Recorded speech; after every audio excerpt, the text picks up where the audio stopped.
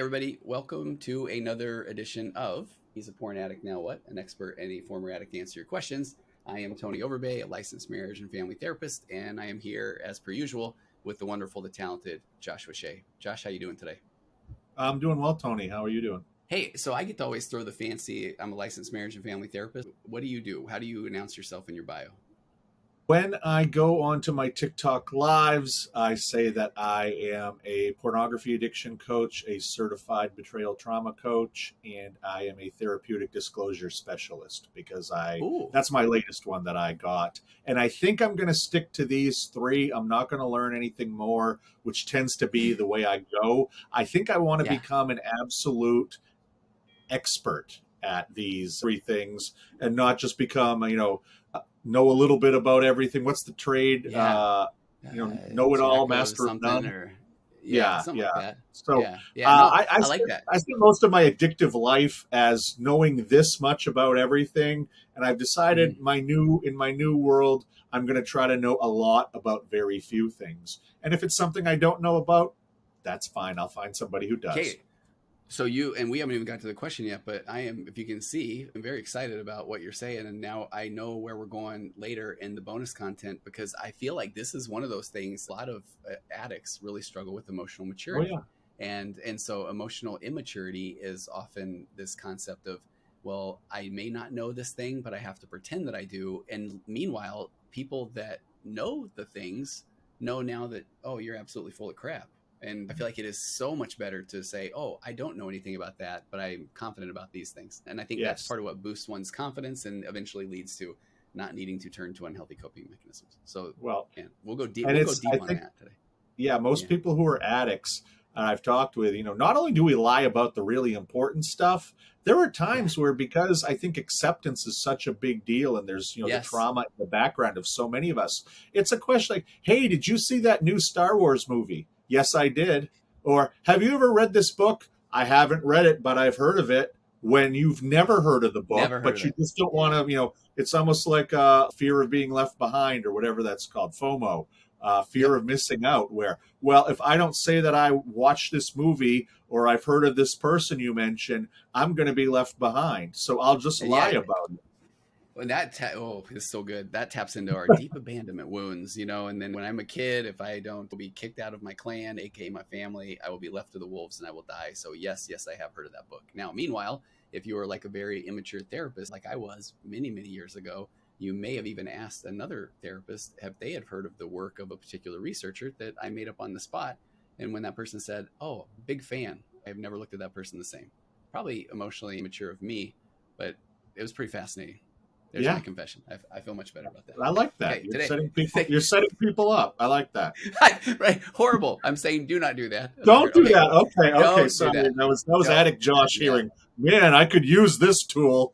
Don't do this. Hey, It's don't do that's right. this. Okay, I get it. Do not manipulate. Do not set up, unless Okay, it's the good kind, right? Okay. right.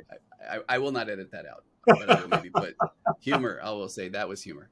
Okay, today's question is: he says that looking at Playboy or going to a strip club with friends isn't porn addiction. Is he right?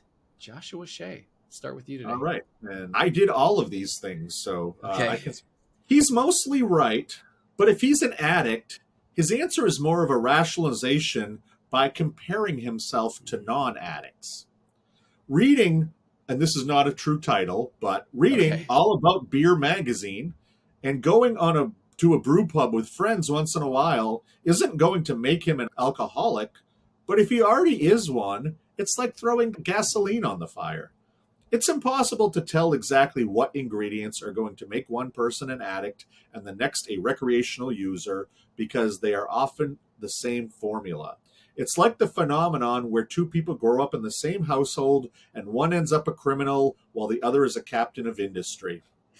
You just can't tell how things are going to end up. Although, if addiction has been established, it is possible to avoid potentially damaging situations. Don't bring a gambling addict to a casino, and don't take a porn addict to a strip club. Sex Addicts Anonymous has a system of three circles that indicate how severe a behavior is in relation to succumbing to the addiction. The middle circle, which lives between the outer circle of healthy behavior and the inner circle of full blown addiction, is often called the slippery slope. Middle circle behaviors for me could include being isolated late at night, drinking alcohol, or watching sexy movies on HBO or Cinemax. I haven't been to a strip club in over a decade, and they had little to no relation to my porn addiction back then. They were social events with my friends. They wouldn't register as negative behavior for me because it's just not something on my radar. If he's the kind of guy who enjoys going to these places solo, getting a lot of lap dances, and revving his engine so he can come home to enjoy porn, strip clubs would be in the middle circle for him. It may even be considered inner circle if it gets really out of hand. Looking at Playboy wasn't a middle circle behavior for me in the early days of porn addiction in the 1990s. It was inner circle. It was the problem, along with VHS tapes, until the internet entered my life.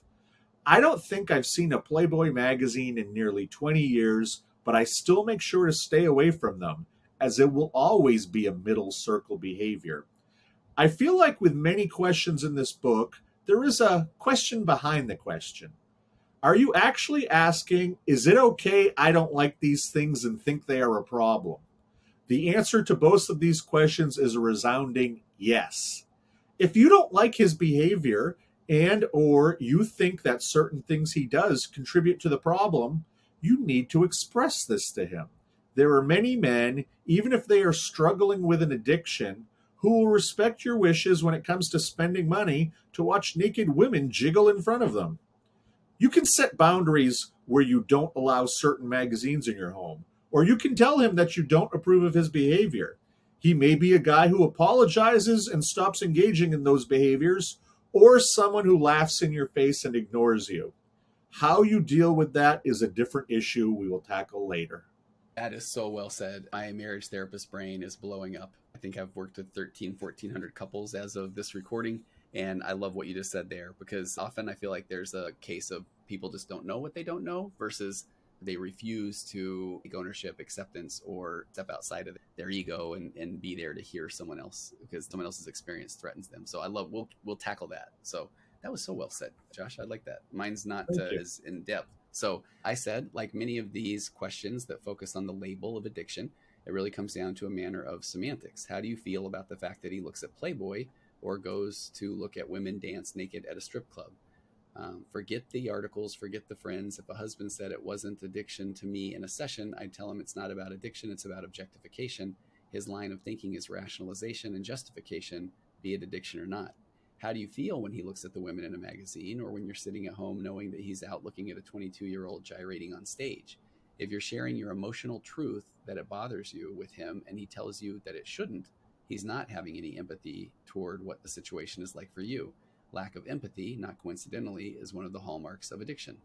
Addict or not, I would label the husband's attitude and behavior as a problem. It's certainly not the way to build a healthy relationship.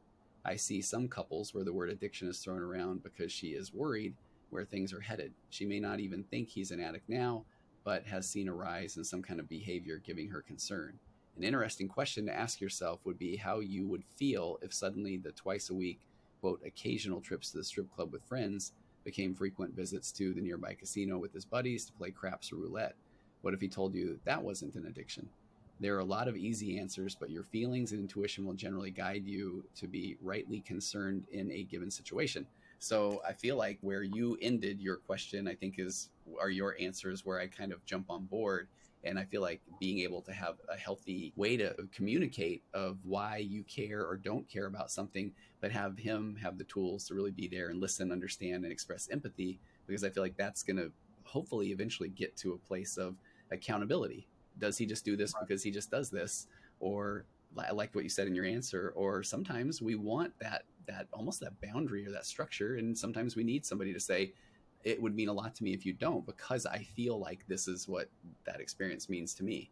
So I don't know. I appreciate. And that happens in every relationship. That's one Absolutely. thing that if you have a partner who is an addict, you may not realize that this kind of negotiation and these kinds of boundaries exist in every relationship. I would think that if I told my wife or my wife told me, we are either a Pepsi or a Coke household, because a Coca-Cola truck ran over my mom and dad, I only Yeah. want to drink Pepsi here. And as a partner, I should be able to recognize that this is a big deal. This is something that Hmm. is very important to them and conform to their soda drinking needs. And Yeah. with pornography, it's kind of the same thing. Unfortunately, you probably don't have people who are, completely. I know people are addicted to sugar and drinks and stuff, Hmm. but I think that people sometimes forget that this is about the relationship as Yeah. much as it's about the addiction itself. And this is almost as much a relationship question as an addiction question. I think you're spot on. And I know we've talked about this in an earlier episode, and I'm going to start beating this drum more as the book progresses. But I believe that pornography is more of turning to an unhealthy coping mechanism for the most part. And then in my recovery program, I talk about 5 voids: not feeling connected in your marriage. Number one, your parenting, your health, your career, your faith. So I feel like addressing those things often then removes more of that desire to turn to the siren song of fill in the blank: porn, Right. gambling, food, work. So, as a marriage therapist, I think you just nailed it. This is something that needs to be addressed as in the relationship context. But then I feel like, and I'm so confident of this next one, what I'm about to say, but we don't know what we don't know. And we don't have the tools from birth to communicate in an emotionally mature way. That's a process. And maybe I'll talk about this in another bonus episode, but I feel like I have a very strong framework to communicate that helps in essence keep the ball in the air. And because I say that when people start to go out in the weeds, they get into the tit for tat or the pursue withdraw, or well, you did this or you did this. What we're really doing is moving away from the question of, hey, tell me about what porn means to you, or here's what it Right. means to me. And there's so many ways to take the conversation out in the weeds. Going into a victim stand, or using anger and aggression, or anyway, so we can cover that down the road too. But I like where you went with that I think that this is a relationship related question more than anything. Absolutely. And I hope that people are taking a look and considering that bonus content. We Yeah. definitely have some fantastic conversations. We do. If you're somebody who likes the 50,000-foot level, I'm glad we're serving you here. But if you're looking for more really great information from two guys who combined have probably spent now, 3 decades learning this stuff, dealing with clients, dealing with people who need help. And I myself, like I've said several times, 24 years addicted to this stuff. When I was able to drop my pornography addiction and my alcohol addiction, that was only a piece of the work. There was a lot Mm, of work to be done on the relationship with my wife. There was a lot of work to be done on yeah. my relationship with the world and how I looked at it. And you mentioned a lack of empathy being quite a big piece of an addict's life. And I can tell you, and I'll get more into this in the bonus content, it wasn't that I had a lack of empathy, it's that I had 2 speeds of empathy, 0 Okay. and 100. And when I went to Yeah. 100, I couldn't turn it off. And being too empathetic, sitting in front of every movie to cry, not being able to function that day because it occurs to you how many starving children there are in the world and how Mm, lucky you have it. And if I went there, I was a wreck. So I kept it at 0. I had to learn to healthily regulate my empathy. And that took a while, even after I stopped using porn, even I after bet. I stopped drinking. And I think, like I said, I'll talk about it more in the bonus content, but this is a process. Recovery is a process. Becoming the person I want to be, that's a lifelong process. It's just a Yes. process I never thought about all the time that I was using porn and alcohol. I appreciate it. I love that. And you've got, yeah, former addict is doing amazing things now. And I'm going to stand in my healthy ego and say marriage therapy is one of the things that I actually very much enjoy. And so we're going to give you some big advice here coming up on the bonus episode. So we'll catch you over on that side. Okay. Thanks, Josh. All right.